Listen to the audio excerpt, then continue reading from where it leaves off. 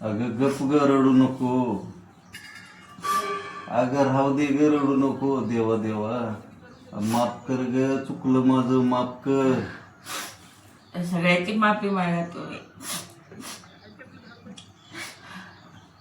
बाबा लेकिन माझी एक चूक झाली. सेकंड, मला प्रेम झालं या वयात आणि लग्न झालं, एक मुलगा झाला.